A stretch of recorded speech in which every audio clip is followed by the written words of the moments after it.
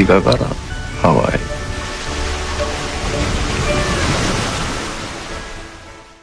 김어준의 뉴스공장. 자, 방금 목소리가 나왔죠? 저랑 무슨 대화를 나누고 있었냐면, 이 하와이 음악 왜 나오냐고. 그래서, 저희 대표님이, 청취율 2자릿수 나오면 하와이 보내주고 그랬는데 안 보내주고 아주 계속 항의 차원에서. 보내주세요. 저도 따라갈게요. 노래가 좀, 노회찬 원내대표 나오셨습니다. 안녕하십니까? 네, 안녕하십니까? 뉴스가 없는 주간이 없지만, 이번 주도 큰 뉴스들이 국제고등한 게 나왔습니다. 이 얘기부터 먼저 해볼까요? 계속해서 최근에 그저께부터 등장하고 있는 뉴스가. 홍준표 대표. 네. 예, 특활비. 예, 네. 국회 운영위원장 할 때 특활비 이거 어떻게 된 거냐. 이게 지난, 자유한국당 대선 경선 때 등장했던 이야기였는데 그게 잠잠하다가 다시 나왔어요. 예. 이제 국회의원을 해보신 분으로서 홍 대표의 해명들에 대해서 어떻게 보십니까? 예, 거짓말로 거짓말을 덮으려고 하다 보니까 거짓말이 더 커지는, 한번 잘못했는데 솔직하게 시인하고 넘어가야 되는데 그 거짓말을 해가지고 모면하려고 하는데 그게 들통나니까 더 큰 거짓말하고 그게 안 되니까 또 더 큰 거짓말을 하는 그런 상황인 것 같아요. 이게 좀 구체적으로 그러면 이게 왜 거짓말이냐? 이게 사실은 이 특수활동비 자체가 문제인데, 예. 이 특수활동비가 4천만 원 내지 한 5천만 원 사이로 여당에게는 나오고 야당도 제일 야당도 한 3천만 원 이상 나옵니다. 예. 매달 나오는데 이 돈이 어떻게 나오는지 아세요? 어떻게 나옵니까? 매달 지급되는 돈인데, 예. 4천만 원, 5천만 원, 계좌이체 당연히 해야 되는 거잖아요. 네네. 그렇게 안 합니다. 현찰로 나옵니다. 현찰로. 예. 좋네요. 완전히 종이 돈으로 나옵니다. 그게 5만원, 예를 들면 5만원권으로 박스채 거의. 예. 그게 옛날에는 5만원권도 없었어요. 홍준표 대표가 받았던 시절에는 5만원권 없던 만원권 시절이었는데. 엄청난 박스가. 완전히 현찰로 매달, 현찰로 나와가지고, 그렇게 나오는 이유가 뭔가면은, 건네주는 순간부터는 어떻게 쓰여진지 묻지 않고 그렇죠. 따지지 않는다는 그런 돈인 거죠. 네. 근데 그 돈을 주로 이제 여러 가지 다양한 정치 활동에 쓰는데 예. 그것도 문제죠, 사실은. 왜냐하면 개파 관리한다거나 여러 가지 이제 그걸 쓰는데 홍준표 대표는 그 중에 상당 부분을 갖다가 생활비로 썼다는 거거든요. 그러니까 이제 이게 공금이기 때문에 다른 용도로 쓰는 것도 공금 횡령에 속하는데 그러니까 생계형 횡령 범죄죠, 이거는. 예. 이게 이제 제가, 그대로 워딩을 지난, 자유한국당 대선 경선 때의 워딩을 전하면, 이 질문을 이제 김진표 의원이 당시 운영위원장 할 때 판공비를 집에 갖다 줬다는 이야기가 있다, 이렇게 물으니까 그게 아니라 2008년 여당 원내대표 할 때 국회 운영위원장을 겸하기 때문에 여당 원내대표가 운영위원장을 겸하죠. 그 때문에 매달 국회 대책비, 이 국회 대책비가 소위 이제 판공비 혹은 특수활동입니다. 로 나오는 4,500만 원씩을 전부 현금화해서 국회 대책비로 쓰고 남은 돈을 집사람에게 생활비로 주곤 했다. 여기서부터 시작된 거예요. 남은 돈을 집사람에게 생활비로 주곤 했다. 네. 왜 이렇게 답을 했을까요? 이분이 지금 걸려있는 사건이 있죠. 예. 성완종. 예, 사건에서, 그로 문제가 되니까 이분이 이제. 1억 받아가지고 이거 기탁금 낸 거 아니냐 이런 식으로. 예, 그래서 이분이 전농동의 모 은행 그 지점에 금고. 예. 현금 같은 걸 넣을 수 있는. 예. 그 금고를 갖다가 이렇게 운용하면서 그게 현찰을 3억 정도를 넣고 있었다는 거고, 그 3억이 어떻게 해서 만들어졌느냐. 예. 이제 특수활동비 남은 거 이런 거 생활비로 쓰라고 이제 부인한테 줬는데 부인이 그걸 가지고 또 우리 돈을 모았다. 네. 이걸 가지고 자기가 당대표 경선. 네. 이럴 때도 썼다 이제 그렇게 진술을 했었죠. 네. 그 돈을 어떻게 모았느냐를 설명하다가 근데 제 말은 뭐냐면 그거 국회 대책비, 그러니까 이 특활비 혹은 판공비 이거 남은 거를 집사람에게 생활비로 주곤 했다. 이렇게 왜 말했을까요? 그때부터 꼬이기 시작한 거거든요. 예, 근데 진실의 일단을 갖다가 얘기를 한 거죠, 사실은. 그러니까요. 집에 주긴 줬나 봐요. 줬죠. 예. 뭐 그거 안 준 걸 왜냐면 상대방 김진태 의원이 이제 공격하면서 집에서 줬지 왜 줬어 이렇게 물어보니까 아니 그게 아니라 이렇게 해명하는 과정에서 그 현장에서 이제 즉석에 대답하다 보니까 이렇게 대답한 것 같은데요. 그러니까 국방부 장관이 예를 들면 이제 전력 증강을 위해서 미사일 구입하고 뭐 최신 어떤 그런 무기 구입하는데 책정된 예산이 있는데 그거 쓰다가 좀 일부 남겨가지고 그걸 갖다가 우리 집에서 이제 도둑 잡는데 안식권대 줬어 뭐 이런 얘기죠. 예. 국가 안보라는 거죠. 이렇게 이야기가 시작돼서 이게 이제 점점점 커져서 지금까지 왔는데 지금 최신 해명을 그대로 페이스북에 올라온 거를 제가 전해드리면 내가 늘 급여로 정치 비용을 대던 국회의원들과의 혹은 기자들과 식사 비용 등을 이렇게 이제 원내 활동비가 나와서 대체할 수 있었기 때문에 급여에서 쓰지 않아도 되는 돈을 그 돈을 집사람의 생활비로 되돌려줬다. 그러니까 원래 급여에서 떼가지고 식사비 등등으로 쓰다가 이제 운영위원장이 돼서 대책비가 나오니까 판공비가 나오니까 그걸로 식사 비용을 쓰면 당연히 자기 급여에서 때로 때렸던 돈들이 필요 없어지니까 그걸 집에 줬다. 이렇게 이제 해명을 최신 버전은 이렇게 바뀌었습니다. 그러니까 검사니까 과거에 이제 그 범죄자들 많이 다뤄봤을 텐데 닮아가는 거죠. 그때 이제 습득한 이제 그런 이제 거짓말하는 방식을 쓰고 있는데 그 말이 안 되는 거고요. 급이라고 얘기하는데 그 제가 볼 때는 이제 여당의 당시 이제 여당의 원내대표였으니까. 네. 의원이니까 의원 세비가 나올 것이고, 그건 완전 개인이 다 쓰는 것이고요. 네. 그 외에 이제 당 원내대표로서의 어떤 판공비 같은 것들이 네네. 나옵니다. 예, 이게 4, 5천 된다는 거죠. 당 활동할 때는 그 돈을 쓰는 것이고요. 예. 그 다음에 이제 나오는 이 돈 가지고는 경조사에 뭐 화환 보내는 거 지역구 관리하는 비용 주로 그 개인을 위해서 거의 다 쓰고 있어요. 또 그렇게 용이하게 쓰라. 왜 현찰로 줬는가 하면은 현찰로 달라고 했기 때문에 제가 알아봤어요. 국회 사무처에다가. 이거 왜 현찰로 주는 이렇게 그 큰 거액을 하니까 돈 받는 사람들이 그렇게 달라고 해서 그 굳어졌다는 거예요. 오래전부터 그렇게. 오래전부터 굳어진 거기 때문에 그럼 돈 그 받는 사람들이 왜 그렇게 달라고 했는가? 어차피 이걸 갖다가 이제 밝히기 힘든 용도에 주로 쓰고 있기 때문에 그냥 이제 자국이 남는 은행에다 이체하면 또 이체한 돈을 또 이체할 수도 있고 하기 때문에 다 자국이 남잖아요. 남지 않는 방법으로 이제 현찰로 달라고 하는 거기 때문에 그래서 쓰다가 보면은 남을 수도 있는데 그러면 이제 자기를 위해서 열심히 일하고 있는 당직자들이라거나 이런 사람들 주면 될 일을 또 그렇게 안 줬다는 거잖아요. 그렇게 보여지는 본인은 부인하고 있습니다. 네. 본인은 부인하고 있고 이 마지막 해명도 저는 약간 논리적으로 좀 말이 안 되는 것 같은 것이 평상시에 급여로 그렇게 식사비를 쓰다가 기자들이나 이런 사람들하고 이 이제 원내대표가 돼서 이 판공비가 나와서 더 이상 그 돈은 내 돈을 안 써도 되고 그 판공비 나온 거로 쓸 수 있게 되어서 이제 이 집에다가 급여에서 따로 떼뒀던 그 돈을 돌려줬다는 거잖아요, 집에. 근데 그거는 그러면 한 번 있었어야죠. 처음에 그렇죠. 판공비 한 번 나올 때. 그다음부터 판공비가 계속 나오는데 따로 떼놓을 필요가 없지 않습니까, 그다음부터는.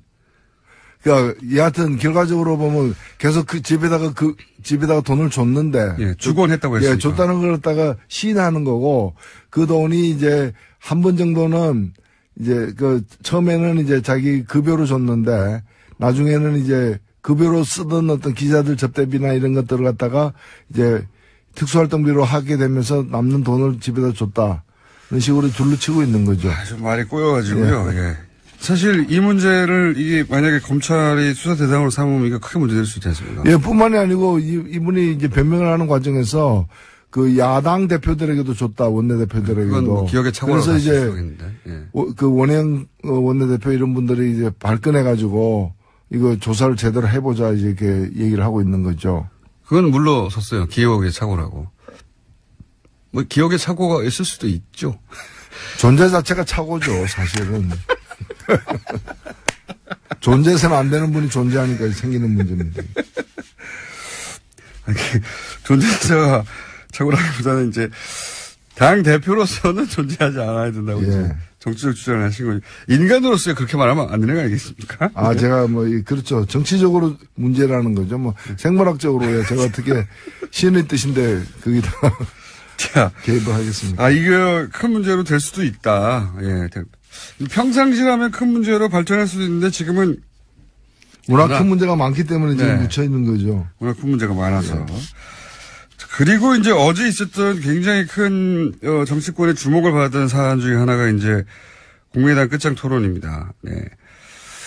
바른정당에 대해서는 바른정당은 사실상 분당 수준으로 갈라질 것 같다라고 노르가즘에서 그 일이 있기 한참 전부터 말씀하셨는데 국민의당은 어떻게 전망하십니까?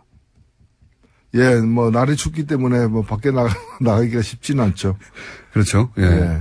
게다가 민주당, 바른정당은 자유한국당에서 오라고 한 건데, 지금은 민주당이 오라고 하는 상황은 아니거든요. 예. 국민의당에서 나간다고. 전혀 아니죠, 사실은.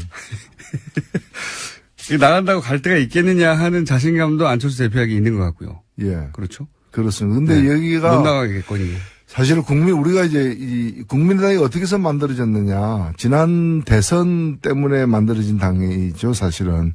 대선 때 이제 당 내에서 경선 등의 여러 방법을 통해 가지고 대선 후보가 되기 어렵고 또 그런 상황을 감수하기 싫은 분과 그 세력들이 이제 뛰쳐나와서 이제 다른 방식으로 대선에 도전해서 만든 당이기 때문에 사실 5월 9일 지난번 대통령 선거가 끝난 이후로는 이 당의 어떤 존재할 어떤 원동력이 상실된 거예요.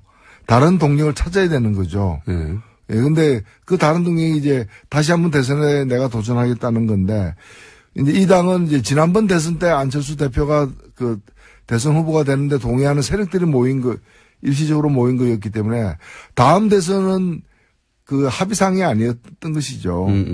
그렇기 때문에 다음 대선 앞두고는 그 안철수 대표가 계속 대선 후보로 가는데 동의하는 사람과 그렇지 않은 사람으로 나뉠 수밖에 없기 때문에 크게 길게 보면 이 분열은 예정된 분열이라고 저는 보는 것이고 필연적이었다. 일종의 이제 그러면 언제 어떻게 헤어지느냐의 문제만 남았는데 예. 이게 거의 처음에는 몰랐지만 나중에 알고 보니까 활성단층 지대에 이제 있는 거죠.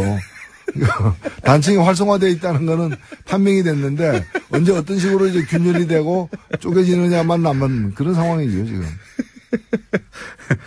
요약하면 국민의당 자체가 민주당에서 대선 후보가 문재인 당시 후보를 제치고 되게 어렵다고 판단한 세력들이 뭉쳐서 만들어진 정당이다. 이렇게 규정을 하신 거고. 근데 이번 대선까지는 그랬는데 다음 대선도 그럼 안철수냐 여기 대해서 동의하느냐 아니냐로 가지고 크게 난리를 수밖에 없다. 왜냐면은 다음 대선을 갖다가 자력으로만 될 수 없기 때문에 다른 세력하고 손을 잡으면서 이제 시도를 해야 되는데 누구하고 손 잡느냐에 따라서 호불호가 다 갈리는 거죠.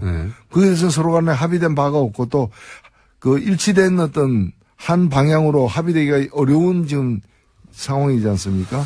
그렇기 때문에 계속 가는 거는 불가능하다고 저는 보여집니다. 시기의 문제다. 그런 거죠. 당장은 아니어도 시기의 문제다. 근데 안철수 대표가 어제 끝장 토론에서 했다는 말로 옮겨보자면 지방선거에서 2등을 통합을 하면 바른정당과 할 수 있고 그렇게 되면 자유한국당은 사그라들 것이고 그리고 문재인 정부의 실정도 있을 거였기 때문에 결국은 우리가 일당이 될 수 있다. 이 말은 결국은 바른정당과 합치고 그런 다음에 지방선거 이후에 자유한국당이 성과를 못 내면 그 당 안에서 이 당으로는 다음 대선이나 다음 총선이 어렵겠다고 생각하는 사람들이 떨어져 나올 것이고 그러면 그들과 또 합쳐가지고 일당 수준으로 커질 수 있다. 그러니까 바른정당과 합치고 그다음에 자유한국당 일부하고 합치는 이런 그림을 안철수 대표는 그리는 것 같아요. 예, 확실하게 그렇게 돼 있는 거죠. 예. 그러니까 왼쪽으로는 이제 더 이상 이제 더민주당 지지 세력이라거나 그다음에 그 이외의 어떤 정의당도 마찬가지고요. 그쪽으로는 없다. 그런 거죠. 가능성이 없다고 보는 것이고 그 반대 방향으로 어떤 여지가 좀 있지 않느냐고 생각하는 것이고 지금 자유한국당의 다음 대선 주자가 없고 앞으로 생겨날 가능성도 적다. 보는 것이고 결국에는 홍준표 대표는 자유한국당을 먹거나 아니면 거의 식민지로 만들어 가지고 지지하게 만들거나 그 방향으로 가고 싶다는 거죠. 지난 대선에서 대선 한 3, 4주 전에 갑자기 지지율이 치고 올랐을 때가 있지 않습니까? 네. 그때 대구 경북을 비롯해서 이제 영남권에서 소위 이제 보수 표밭에서 안철수 대표의 지지가 상당히 높았지 않습니까? 그러다가 나중에 이제 여러 가지 일 때문에 꺾이긴 했는데 그 기억도 가지고 있는 것 같아요. 그 지역이 잠재적인 자신의 지지층이라고. 그렇죠.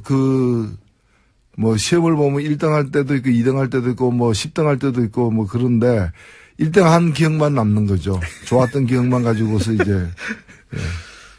힘들면 그렇게 됩니다. 힘들면 그렇게 됩니다. 근데 이런 구상이 뭐 저뿐만 아니라 당연히 국민의당 내에 있는 분들에게도 그런 구상이 읽히다 보니까 예, 뭐 안철수 대표는 사실 그렇게 생각할 수도 있죠. 그러니까 정치의 목표를 갖다가 정말 제대로 된 새 정치를 하는 게 목표라면 모르겠는데 그런 목표가 아니라면은 이기는 목표.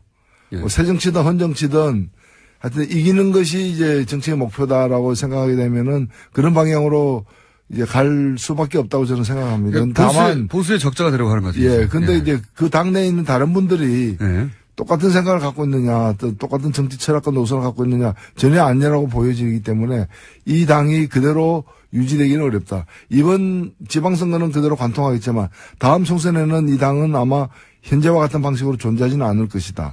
이렇게 보이는 거죠. 안철수 대표의 구상이 성공한다면 바른정당과 합쳐지고 거기에 동의하지 않는 분들은 나가고, 그죠? 나가거나 혹은 뭐 나간다기보다는 당이 둘로 쪼개지는 수준으로 분당이 돼서 국민의당이 아니라 바른정당과 국민의당 쪽에서 통합파가 합쳐서 새로운 당이 하나 만들어지고 그래서 이제 우리가 중도 보수다 내지는 뭐 개혁 보수다 이런 말을 하고 그런 다음에 지방선거 이후에 자유한국당에서 이 자유한국당으로 보장이 안 된다 미래가 생각하는 분들도 합쳐가지고 일당이 되겠다. 그리고 거기서 결국 나밖에 없지 않느냐 다음 대선 후보는 안철수 후보는 그런 나름의 그 스케줄을 그리고 있는 것 같습니다. 지금 현재 거기에 동의가 안 되는 국민의당 일부 의원들 혹은 일부가 넘어서 절반 정도죠. 네, 절반 정도는 동의가 안 되는 거죠. 그거는 이제 제2의 3당 합당 아니냐. 네, 그때 노태우, 김영삼, 김종필 이렇게 합쳐진 3당 합당 아니겠는가. 거기에 국민의당이 쓰일 수는 없다. 거기에 밑밥으로 이렇게 생각하고 이제 동의가 안 되는 분들 이렇게 갈라져 있는 거죠. 이 세력이 팽팽합니까? 현재 보시기에?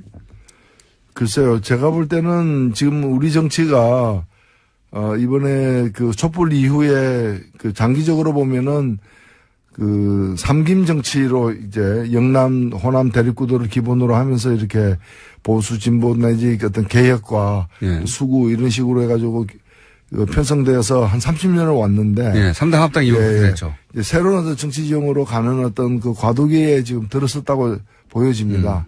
보여지는데 저는 지금 필요한 건 뭔가면은 보수의 혁신 그리고 이제 진보나 개혁 진영 같은 경우에도 정말 좀 새로운 어떤 패러다임으로 전체 지형을 더 재편을 요구받고 있는 상황인데 지금 어떻게 보면 안철수 대표의 생각은 구정치 질서가 그대로 유지된다는 전제하에서 거기서 이제 합종연행의 어떤 룰을 바꿔가지고 이기겠다는 거거든요. 그래서 기반 자체가 없어져야 될, 타파돼야 될 옛날 세력 관계 위에 서 있다는 점에서 제가 볼 때는 별로 현실성과 미래지향성이 다 없다라고 보여집니다. 현실성 낮다고 보시다. 예. 그러니까 안철수 대표가 그렇게 제2의 3당 합당에 준하는 형식의 통합을 통해서 다음 대선의 후보로 우뚝 서는 그런 그림이 현실성이 낮다고 보시는 거군요. 그러니까 새로운 어떤 모델을 찾아야 되는데 옛날 모델, 없어진 옛날 모델, 그러니까 YS 모델 이런 걸 지금 이제 지향하는 거죠. 그러니까 하다가 안 돼, DJ 모델 쫓다가 안 되니까 YS 모델 쫓고 더 안 되면 무슨 뭐 전두환 모델로 갈 겁니까? 과거 지향적이라고 보는 거죠. 그건 불가능할 것 같아요. 예. 예. 지금 지진 대책 관련해 가지고 이제 정부가 여러 가지 대안을 내놓고 있는데 그 전에 유해 최고위원이 포항 지진에 관해서 이제 이게 하늘, 예, 하늘이 경고한 것이다. 이렇게 표현한 것에 대해서는 어떻게 보십니까?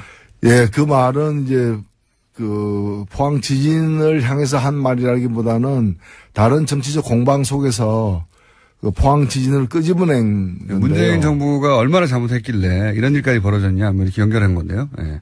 저는 뭐 정치적 견해는 차이가 있을 수 있고 또 정당에 따르면 그런 뭐 공방을 하다 보면 거친 언사를 쓸 수는 있는데 우리 국민 누가 보더라도 이제 불행한 사태. 지금 포항 시민들이 겪고 있는 그 아픔이라거나 걱정이라거나 불안은 대단히 좀 우리가 동참해야 되는 그런 생각들 아니겠습니까? 근데 그 불행을 가지고 어떤 다른 어떤 정치적 공방의 소재로 삼는 것은 그야말로 천벌을 받을 일이죠. 포항 시민, 아니, 저도 그 포항 시민들 그 뭐 선거 모으는데 저도 뭐 동참하기도 했는데요. 포항 지진에 대한 어떤 우리가 이제 그 좀 격려하고 위로하는 차원에서 국민들 성금도 모으고 있는 그런 불행한 사태인데 그걸 가지고 이제 뭐 복권을 갖다가 복권 당첨되면은 그 돈 그쪽에 쓰라는 말까지 하는 걸 보면은 정말 포항 시민들 알기를 뭘로 아느냐라는 저는 참 걱정이 되는 겁니다. 자, 요 얘기는 예상했던 바고요. 여기까지 예상했던 바인데 몇 가지만 짚었는데 오늘 시간이 다 됐습니다. 자, 지금 정의당 1분 30초인데 예. 정의당 어떻게 돼가는지 간만에 좀 알려주십시오. 예, 저는 지금 정의당에 대한 걱정이 참 많은데요. 지금이야말로 지금 좀 기회고 찬스인데. 예. 정의당이 한편으로 보면은 이 여론조사에서 다른 당보다 조금씩 앞서가지고 예. 3등으로 나올 때도 꽤 있어요. 근데 여기에 좀 자족하고 있을 때가 아니다. 정의당이 지난번 대통령 선거 이후로 지지율이 너무 변동이 없다. 5% 수준을 뭐가 계속, 필요합니다. 예. 5% 수준을 계속 이제 지금 유지는 하고 있는데 그러다 보니까 다른 당이 못해가지고 3등이 되는 거지 정의당이 잘해가지고 3등이 된 게 아니라는 거죠. 예. 그래서 지금처럼 국민들이 제대로 된 정책에 대한 관심과 참여 열기가 높은 때 정의당이 좀 성적을 쭉쭉 뽑아내야 되는 거 아니냐.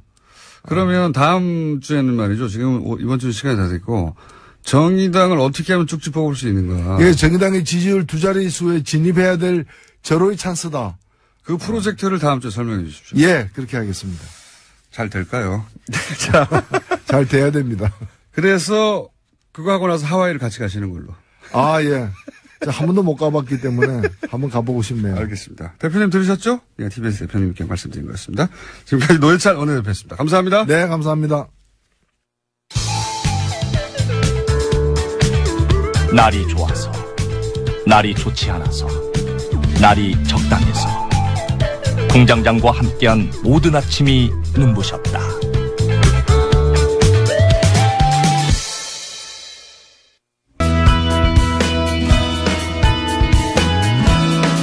사진작가, 행위예술가 김미우 씨 아십니까? 도올 김용옥 선생님의 막내딸로 알려진 분이죠. 미국에서 활동하시는데 오늘 스튜디오에 직접 나오셨습니다. 안녕하세요. 네, 안녕하세요. 예. 제가 듣기로는 저희 방송에서 모신다고 했더니 비행기 표를 끊고 직접 오셨다고 나라서 맞아요? 네, 어젯밤에 도착했어요. 그래요? 몇 시간 안 됐어요, 언제. 전화로 해도 되는데. 전화로 하면 안 된다고 그래서. 누가 그래요? 그럼 평상시에 혹시 뉴스 공장을 잘 듣는다든가 저를 아셔서 오신 거예요? 아니면? 아니요, 잘 모르는데. 잘 모르는데 왜 굳이? 아니, 제가 주위에 이렇게 물어보니까, 네. 다 모르는 사람이 없더라고요. 저밖에 모르는. 주위에 물어보니까 그거 꼭 나가야 된다고? 네, 네. 그래? 그리고 비행기 표를 끊으신 거예요? 주변에서 뭐라고 강력하게 추천했기 때문에 이렇게 비행기 표까지 직접 끊으신 겁니까? 그냥 꼭 나가야 된다고 사람들이 많이, 듣는 프로그램이라서, 네. 그리고 굉장히 영향력이 높다고, 우리 지금 한국 사회에요. 네, 저를 모르시는, 그냥 주변에서 그냥 가라고 해서 비행기 표까지 끊고 오신, 사진 작가이자 행위예술가. 제가 그 사진을 본 적이 있어요. 그때는 사실 김용옥 선생님의 딸이면지 모르고 돼지우리에서 찍은 사진, 그 유명하잖아요. 네. 네. 그러니까 그 사진의 작가로는 알고 있었어요. 그 사진이 유명하죠? 네. 자기 사진 유명하대. 그 사진 설명 좀 해주세요. 공장식 농장 네. 있잖아요, 대규모. 네. 그런데 미국 그 아이오와주하고 미조리주 그런데 네. 찾아다니면서 몰래 이렇게 그런데 들어가서 찍은 사진들인데요. 네. 그러니까 도살 당하기 직전에 돼지들이 잔뜩 모여있는 돼지우리에 들어가가지고. 네, 아주 대규모 공장식. 네. 그런 식으로 이제 사육하는 것도 좀 비판적이기도 하고, 제가 동물을 굉장히 좋아해서요. 근데 특히 돼지들이 이제 사람이랑 비슷하다고 제일 그래도 보기에도 좀 흡사하고. 강아지가 아니라 돼지가. 그냥 비주얼하기도 그렇고요. 더 강아지보다 더 똑똑하다고 그리고 인체랑 비슷하고. 그렇죠. 구조도. 그래서 돼지를 선택했다. 네. 그리고 나서 그 사진을 찍기까지는 얼마나 걸렸어요? 몰래 들어가고. 한 2달간 한 작업인데요. 2달간. 그 여행한 거는 사실 뭐 한 2주 정도. 준비를 2달간 네. 하고. 그리고 근데 2주 정도. 그런 장소를 알아내기 굉장히 힘들었어요. 허락이 안 나오니까. 그러니까 외부 사람들 절대로 못 들어오게. 어떻게 해놨어요. 들어갔어요, 결국은? 그냥 몰래. 몰래, 사람들 안 볼 때? 네, 근데 그런 데는 이제 그 총도 가지고 있고, 거기 농부들이 이제 그 또 무단 침입하면은 그냥 쏘고 그렇기 때문에 너무 무서웠는데, 사실 돼지보다 사람이 더 무서웠어요. 그리고 그게 누드로 찍은 사진이어서 더 유명해졌잖아요. 네. 그러면 누드 상태로 돼지우리에 같이 돼지들하고 같이 이렇게 있는 거예요? 컨셉이 이제 사람이나 돼지나 뭐 별로 다를 게 없는 생명이라는 거라서. 왜 하필 돼지우리에 들어가서, 뭐 돼지도 생명이고 인간과 가장 비슷하고 우리도 동물일 뿐이고 그런 메시지는 알겠는데, 이런 작업들 자체를 시도하는 이유가 뭐였어요? 돼지우리도 들어가고 폐공장, 뭐 폐쇄된 지하철, 하수구, 정신병동 이런 데 들어가셨다면서요. 왜 그런 공간들을 주로 선택해가지고 들어가서 누드로 사진을 찍어요?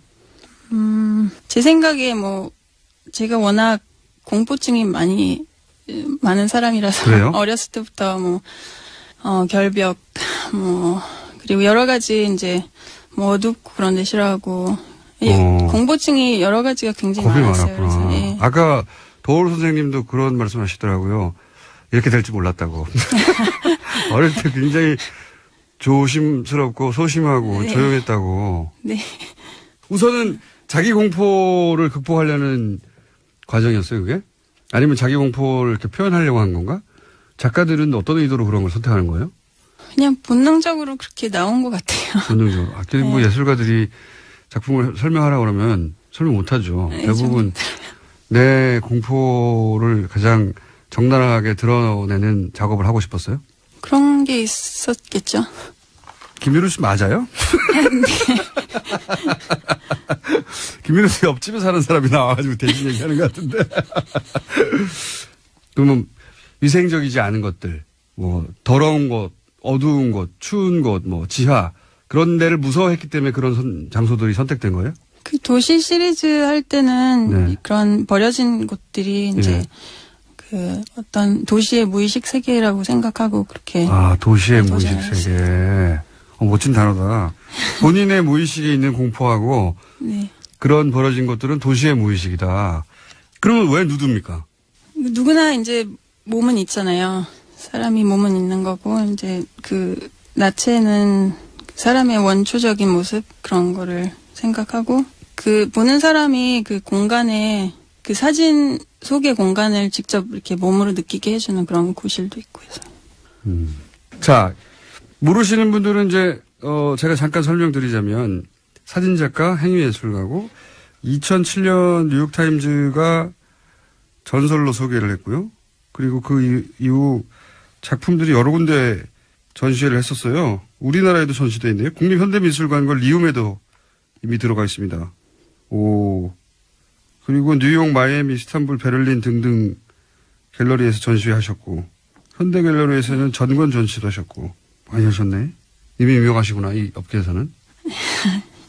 그런 분입니다. 도올 김영호 선생님의 따님인 줄 저는 나중에 알았어요. 아버지는 어떤 분입니까? 갑자기 생각이 나서. 딸로서 아버지는 어떤 분이에요? 자식들 많이 사랑해 주시는 아버지. 판에 박힌 답변인데. 그냥 아버지예요.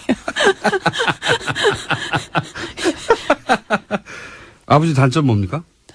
좀 별로 생각 안 해봤는데요. 그래요? 단점이 없는 아버지예요? 아니 뭐 찾으면 있겠죠. 좀 찾아봐 주세요. 끝나기 전에. 자, 미대를 졸업하고 나서 이 작업을 시작한 거죠. 누드로 폐공장이나 더러운 곳이나 도시의 묘식이라고 생각하는 곳들. 네. 그렇죠. 이 작업들로 굉장히 유명해지셨고, 예. 그래서 뉴욕타임즈도 소개되고 굉장히 유명해지셨는데 최근에는 사막을 주제로 한 공장이 아니라 작업을 하셨어요. 이거 몇 년간 하신 거예요? 3년 동안 돌아다니면서. 사막을 3년이나 한 거예요? 네. 세계 여러 사막을 돌아다녔어요. 3년 동안. 아프리카 사막뿐만 아니라 인도하고 몽고, 그 고비 사막, 그리고 이제 중동하고 아프리카. 사막이 있다고, 넓은 사막이 있다고 하는 곳은 다 가보셨구나. 네, 특히 유목민들이 이제 낙타에 의존해서 생활하는 유목민이 있는 그런 곳들. 거기는 왜 사막이 선정된 거예요? 제가 낙타를 처음 이제 2011년에 보고 너무 인상이 깊어서. 왜요? 처음에는 이제 생김새에 되게 꽂혀서요, 이렇게. 그리고 이제 좀 제가 리서치를 해보니까 그 낙타가 진화된 과정이 되게 재밌더라고요. 그래서 그 포식동물을 이제 피해서 다 싸우거나 숨어 다니거나 그러지 않고 그냥 피해서 다른 동물들이 살 수 없는 그런 제일 살기 힘든 곳을 가면서 그렇게 낙타가 그렇게 진화가 됐대요. 그래서 이제 평화의 상징으로 생각하면서. 본인한테는 그게 평화의 상징으로 여겨졌다? 네. 특이한 관점이네요. 사막이 아니라 낙타에 꽂혔구나, 처음에는. 네. 동물에 주로 꽂히시는구나. 네. 동물에 꽂히는 이유는 동물이 사람도 동물이라고 생각해서 아니면 동물이 가깝게 느껴져요? 가깝게 느껴지는 게요. 이제 본능적으로 이렇게 통하니까 이게 언어를 뛰어넘어서 이제 본능적으로 통하는 그런 존재들이기 때문에 그 미술의 기능하고도 좀 비슷한 것 같아요. 언어를 뛰어넘어서 본능적인 감각으로 통하니까 미술하고 통한다. 뭔가 중간중간에 김윤호 씨가 돌아오긴 하네요. 옆집 사람에서. 그래서 낙타를 딱 선정했어요. 좋아. 낙타. 그랬더니 낙타들은 사막에 있으니까 따라서 사막에 선정된 거군요. 낙타를 보고 난 다음에. 그 다음에 사막에 선정된. 낙타가 서식하는 곳이군요. 주제가 사막이 아니라. 이제 사막에서는 유목민들을 보면은 그 동물하고 사람 관계가 아직도 그 옛날처럼 이렇게 보존이 돼 있어요. 옛날처럼이라는 건 뭐예요? 서로 의지하는 관계? 네. 그리고 이제 요즘에 돼지 농장 그런 데 보면은 그게 동물을 먹는 그런 소비자는 완전히 이게 떨어져 있죠. 네. 네. 완전히. 그러니까 지금 일반인들에게는 돼지가 예전처럼 1대1의 관계가 아니라 그냥 소비재처럼 변해버렸고 둘 사이의 유대 관계가 전혀 없는데 그 사막의 낙타는 여전히 그렇게 1대1의 인간과의 관계를 유지하고 있더라. 네. 주제가 정해지면 거기가 사진만 찍고 오는 게 아니라 거기가 사시나 봐요? 네. 혼자 이제 여행하면서 그 환경에 완전히 빠져서 이렇게 살고 와요. 이걸 하면 기뻐요? 살면서 걱정되고 무섭고 그런 게 다 없어져요. 그냥 그 순간순간. 다음은 어디예요? 낙타하고 사막 말고? 정글이요. 거기 너무 위험하지 않아요? 아마존에 이제 가봤는데 지난해 가봤었거든요. 가서. 어릴 때 그렇게 겁이 많았는데 왜 이런 위험한 데만 자꾸 선택하는 거예요? 자기 공포심, 자기 본능을 들여다보는 거예요, 계속? 공포. 이번 프로젝트는 진짜 직접적으로 이제 공포증이랑 관련이 있어요. 그래서 되게 어려서 애벌레 공포증에 시달렸는데. 그냥 벌레? 번데기 같은 거? 네, 특히 애벌레. 그 중에서 특히 애벌레? 네. 그래서 이제 식용 애벌레를 찾아서 정글 속으로 들어갔어요. 굳이 그걸 먹어보려고? 다시? 네, 먹어봤어요. 안 토했어요? 아니요. 맛있던데요.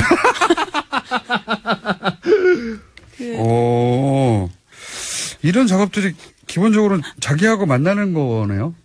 나는 왜 이걸 무서워할까? 네. 그런 거네요. 그런 것도 있고 이제 환경 식용으로 벌레를 쓰는 게 이제 고기 대신에 네, 고단백이고 또 친환경에 한번 드셔보세요. 번데기 많이 먹었죠 어릴 때. 그런 거네요. 결국 자꾸 원래나 원시나 자기 감정 이런 거 만나고 싶고 확인하고 싶고 그래서 그 대상을 찾고 그런 거예요? 예. 그 다음도 있습니까 혹시? 다음 프로젝트요? 네. 아직 안 정했어요? 아직은, 예. 딱 그 프로젝트만 생각해요? 예, 그럼 하나씩. 이것도 몇 년 걸릴 수도 있겠네요. 나라마다 돌아다니면서. 한 3년 정도 걸릴 것 같은데. 애벌레 특히. 먹는, 전 세계에 애벌레를 다 먹는데 3년 정도 걸릴 것 같다고. 그러면 그 다음 또 나오는 겁니까? 김미루의 애벌레 이렇게? 책이 김미루의 어드벤처 사막 그 빈자리를 찾아서 이건데 네. 그 다음 책 제목 나왔네요. 김미루의 어드벤처 애벌레. 그 프로틴을 찾아서 뭐 이런 거 아니에요?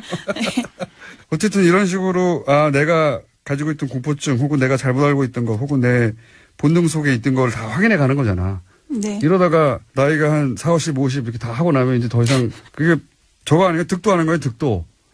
종교가 도달하려고 하는 거하고 비슷하네. 아버지하고 다른 방식으로 아버지가 가신 길을 가는 것 같기도 한데요. 예, 저는 이제 체험으로 공부를 하면서. 아버지는 겨우 책을 했고. 아버지는 책을 했을 뿐 잘 몰라. 본인은 직접 체험을 한 거고. 아버지 단점은요? 아직 생각 안 해봤는데. 아니, 생각 안 해봤어요? 왜 계속 물어보세요? 꼭 듣고 보려고. 아니, 한국에서는 감히 도울 선생에 대해서 뭐라고 할 수 있는 분들이 없거든요. 딸이니까 막 말할 수 있잖아요. 없어요?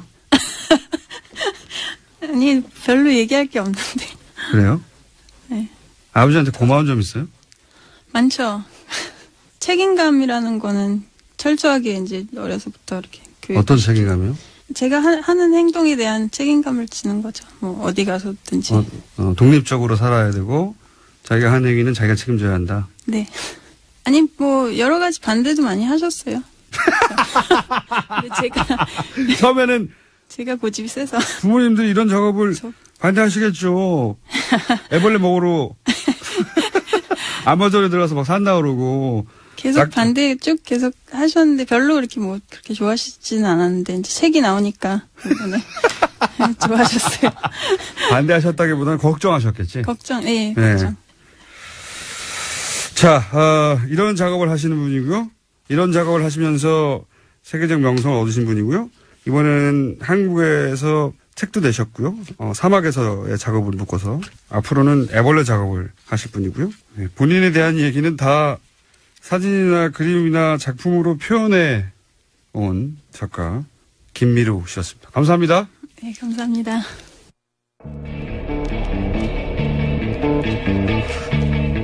오늘 여기까지입니다. 내일 다시 뵙겠습니다. 안녕. 대책비가 나오니까, 판공비가 나오니까 그걸로 식사 비용을 쓰면 당연히 자기 급여에서 때로 때렸던 돈들이 필요 없어지니까 그걸 집에 줬다. 이렇게 이제 해명을 최신 버전은 이렇게 바뀌었습니다. 그러니까 검사니까 과거에 이제 그 범죄자들 많이 다뤄봤을 텐데 닮아가는 거죠.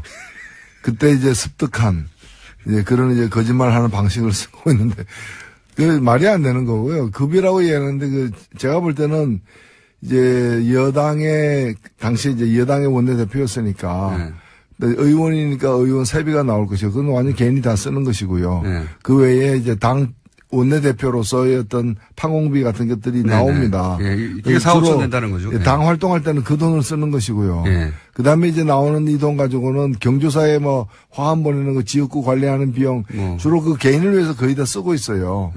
또 그렇게 용이하게 쓰라. 왜 현찰로 줬는가 하면은 현찰로 달라고 했기 때문에 제가 알아봤어요. 국회 사무처에다가. 이거 왜 현찰로 주는 이렇게 큰 거액을 하니까 돈 받는 사람들이 그렇게 달라고 해서 그 굳어졌다는 거예요. 오래전부터 그렇게. 오래전부터 굳어진 거기 때문에 그럼 돈 받는 사람들이 왜 그렇게 달라고 했는가? 어차피 이걸 갖다가 이제 밝히기 힘든 용도에 주로 쓰고 있기 때문에 그냥 이제 자국이 남는 은행에다 이체하면 또 이체한 돈을 또 이체할 수도 있고 하기 때문에 다 자국이 남잖아요. 남지 않는 방법으로 이제 현찰로 달라고 하는 거기 때문에 그래서 쓰다가 보면은 남을 수도 있는데 그러면 이제 자기를 위해서 열심히 일하고 있는 당직자들이라거나 이런 사람들 주면 될 일을 또 그렇게 안 줬다는 거잖아요. 그렇게 보여지는 본인은 부인하고 있습니다. 네. 본인은 부인하고 있고 이 마지막 해명도 저는 약간 논리적으로 좀 말이 안 되는 것 같은 것이 평상시에 급여로 그렇게 식사비를 쓰다가 기자들이나 이런 사람들하고 이 이제 원내대표가 돼서 이 판공비가 나와서 더 이상 그 돈은 내 돈을 안 써도 되고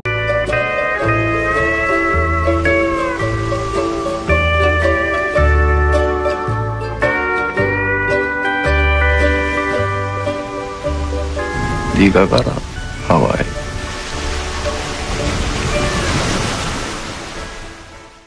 김어준의 뉴스공장. 자, 방금 목소리가 나왔죠? 저랑 무슨 대화를 나누고 있었냐면, 이 하와이 음악 왜 나오냐고. 그래서, 저희 대표님이, 청취율 2자릿수 나오면 하와이 보내주고 그랬는데 안 보내주고 아주 계속 항의 차원에서. 보내주세요. 저도 따라갈게요. 노래가 좀, 노회찬 원내대표 나오셨습니다. 안녕하십니까? 네, 안녕하십니까? 뉴스가 없는 주간이 없지만, 이번 주도 큰 뉴스들이 국제고평한 게 나왔습니다. 이 얘기부터 먼저 해볼까요? 계속해서 최근에 그저께부터 등장하고 있는 뉴스가. 홍준표 대표. 네. 예, 특활비. 예, 네. 국회 운영위원장 할 때 특활비 이거 어떻게 된 거냐. 이게 지난, 자유한국당 대선 경선 때 등장했던 이야기였는데 그게 잠잠하다가 다시 나왔어요. 예. 이제 국회의원을 해보신 분으로서 홍 대표의 해명들에 대해서 어떻게 보십니까? 예, 거짓말로 거짓말을 덮으려고 하다 보니까 거짓말이 더 커지는, 한번 잘못했는데 솔직하게 시인하고 넘어가야 되는데 그 거짓말을 해가지고 모면하려고 하는데 그게 들통나니까 더 큰 거짓말하고 그게 안 되니까 또 더 큰 거짓말을 하는 그런 상황인 것 같아요. 이게 좀 구체적으로 그러면 이게 왜 거짓말이냐? 이게 사실은 이 특수활동비 자체가 문제인데, 예.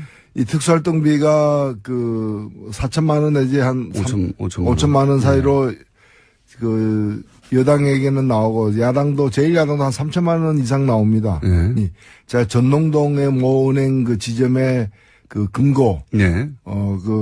현금 같은 걸 넣을 수 있는, 예. 금고를 갖다가 이렇게 운용하면서 그게 현찰을 3억 정도를 넣고 있었다는 거고, 그 3억이 어떻게 해서 만들어졌느냐. 예. 이런 특수활동비 남은 거 이런 거 생활비로 쓰라고 이제 부인한테 줬는데 부인이 그걸 가지고 또 우리가 돈을 모았다. 네. 이걸 가지고 자기가 당대표 경선. 네. 이럴 때도 썼다 이제 그렇게 진술을 했었죠. 네. 그 돈을 어떻게 모았느냐를 설명하다가 근데 제 말은 뭐냐면 그거 국회 대책비, 그러니까 이 특활비 혹은 판공비 이거 남은 거를 집사람에게 생활비로 주곤 했다. 이렇게 왜 말했을까요?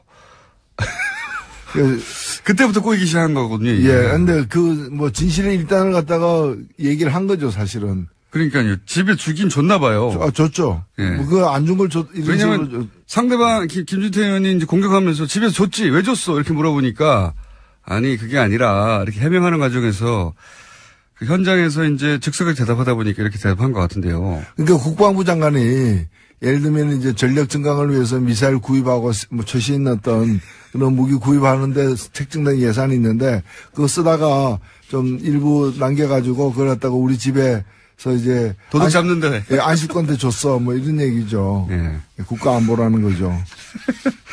이렇게 이야기가 시작돼서 이게 이제 점점점 커져서 지금까지 왔는데 지금 최신 해명을 그대로 페이스북에 올라온 거를 제가 전해드리면 내가 늘 급여로 정치 비용을 대던 국회의원들과의 혹은 기자들과 식사 비용 등을 이렇게 이제 원내 활동비가 나와서 대체할 수 있었기 때문에 급여에서 쓰지 않아도 되는 돈을 그 돈을 집사람의 생활비로 되돌려줬다.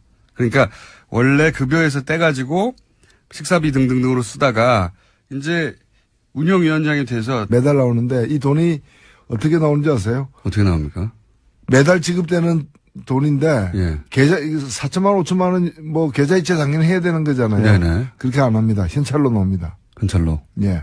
좋네요. 완전히 종이 돈으로 나옵니다. 그게 5만 원, 예를 들면 5만 원권으로 박스채 거의. 예. 그게 옛날에는 5만 원권도 없었어요. 홍준표 대표가 받았던 시절에는 5만 원권 없던 만 원권 시절이었는데. 엄청난 박스. 완전히 현찰로 매달 현찰로 나와가지고 그렇게 나오는 이유가 뭔가면은 건네주는 순간부터는 어떻게 쓰여진지 묻지 않고 그렇죠. 따지지 않는다는 그런 돈인 거죠. 네. 근데 그 돈을 주로 이제 여러 가지 다양한 정치 활동에 쓰는데 예. 그것도 문제죠, 사실은. 왜냐하면 개파 관리한다거나 여러 가지 이제 그걸 쓰는데 홍준표 대표는 그 중에 상당 부분을 갖다가 생활비로 썼다는 거거든요.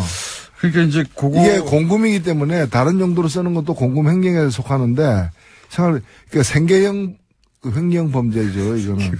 예.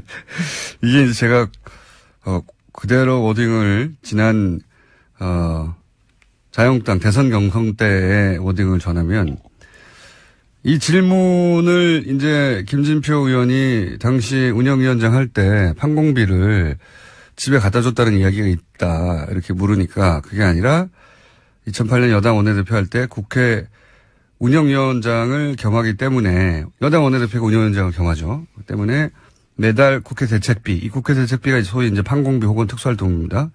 로 나오는 4,500만 원씩을 전부 현금화해서 국회 대책비로 쓰고 남은 돈을 집사람에게 생활비로 주곤 했다. 여기서부터 시작된 거예요. 남은 돈을 집사람에게 생활비로 주곤 했다. 네. 왜 이렇게 답을 했을까요? 이분이 지금 걸려있는 사건이 있죠. 예. 성완종. 예, 사건에서 그로 문제가 되니까 이분이 이제. 그 1억 받아가지고 이게 기탁금 낸 거 아니냐 이런 식으로. 예, 그래서 이분이. 그 판공비 나온 거로 쓸 수 있게 되어서 이제 이 집에다가 급여에서 따로 떼뒀던 그 돈을 돌려줬다는 거잖아요, 집에. 근데 그거는 그러면 한 번 있었어야죠. 처음에 그렇죠. 판공비 한 번 나올 때. 그다음부터 판공비가 계속 나오는데 따로 떼놓을 필요가 없지 않습니까, 그다음부터는. 그러니까 여하튼 결과적으로 보면 계속 집에다가 돈을 줬는데. 예, 주곤 했다고 했으니까. 예, 줬다는 걸 갖다가 시인하는 거고 그 돈이 이제 한 번 정도는 이제 처음에는 이제 자기 급여로 줬는데 나중에는 이제 급여로 쓰던 어떤 기자들 접대비나 이런 것들을 갖다가 이제 특수활동비로 하게 되면서 남는 돈을 집에다 줬다. 이런 식으로 둘러치고 있는 거죠. 좀 말이 꼬여가지고요. 예. 사실 이 문제를 이게 만약에 검찰이 수사 대상으로 삼으면 이게 크게 문제될 수 있지 않습니까? 예, 뿐만이 아니고 이분이 이제 변명을 하는 과정에서 그 야당 대표들에게도 줬다, 원내대표들에게도. 그건 뭐 기억에 착오라고 그래서 이제 예. 그 원행 원내대표 이런 분들이 이제 발끈해가지고 이거 조사를 제대로 해보자 이렇게 얘기를 하고 있는 거죠. 그건 물러섰어요. 기억의 착오라고. 뭐 기억의 착오가 있을 수도 있죠. 존재 자체가 착오죠, 사실은. 존재해서는 안 되는 분이 존재하니까 생기는 문제입니다. 존재자가 착오라기보다는 이제 당 대표로서는 존재하지 않아야 된다고 이제 정치적 주장을 하신 거죠. 인간으로서 그렇게 말하면 안 되는 거 아니겠습니까? 아, 제가 그렇죠. 정치적으로 문제라는 거죠. 생물학적으로 제가 어떻게 신의 뜻인데 거기다 개입을 하겠습니까? 이게 큰 문제로 될 수도 있다. 예. 평상시라면 큰 문제로 발전할 수도 있는데 지금은 워낙 큰 문제가 많기 때문에 지금 묻혀 있는 거죠. 워낙 큰 문제가 많아서. 그리고 이제 어제 있었던 굉장히 큰 정치권의 주목을 받은 사안 중에 하나가 이제 국민의당 끝장 토론입니다. 네. 바른정당에 대해서는 바른정당